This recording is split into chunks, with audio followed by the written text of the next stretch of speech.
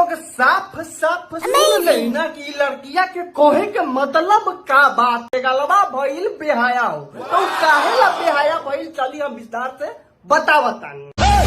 चलो लोग सुन लेनी ना, इनकर कोहे के मतलब बा कि तेगलबा भइल बेहाया हो आ इनकरा माय के जब से देख ले बात तेगलबा हो। ये बड़ी अच्छी बात कही। मजा जौन मजा तोहर माय की ना तेगलबा के देते रहे ओहे वाला मजा के खातिर भोसड़ी वाली ई का गा बता रे, तोरा माई बहिन बा की ना? बात कर तो माई बहिन अच्छा शिक्षा देले रही तो तू दिल्ली के जीबी रोड में जाके मर बबई अपन गला के आवाज न खराब करवा ले रही थे। कम से कम तोरा अपना इज्जत के तो ख्याल जरूर रही, तू ही एक लड़की बाहे।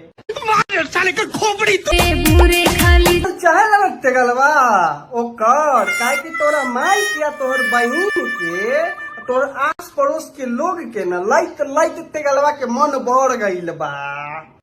कोई रंडी के पगड़ी आ लेके त्रिशूल उ आइला घूमता न कि तोर माई जैसन के झटा में लेके भरपूर से मजा देता। वाह क्या सीन है। तो तानिया जी के तो फूले दे के न प्रपोज करी, तोरा माई या तोरा सबके न त्रिशूले पे मनाई। साड़ी वाली तोरा एक बार कह दे तो तोरा के समझ में ना आये कारे का बता रे कहनी है ना कि तोरा माई बहिन से तेगलवा के मन बढ़ गईल बा।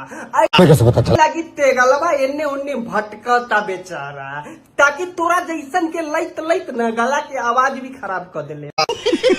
साड़ी वाली अपना इज्जत के न दिल्ली के जीबी रोड में बेचत न अपना के घोड़े की हो या लौड़े की झटके दोनों में ही लगते हैं साहब।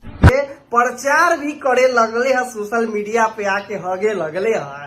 दोस्तों क्या कहब ऐसा लोगन के हम चलतानी। बाकी वीडियो पसंद आइल जा तो लाइक सब्सक्राइब और शेयर जरूर से करी हो।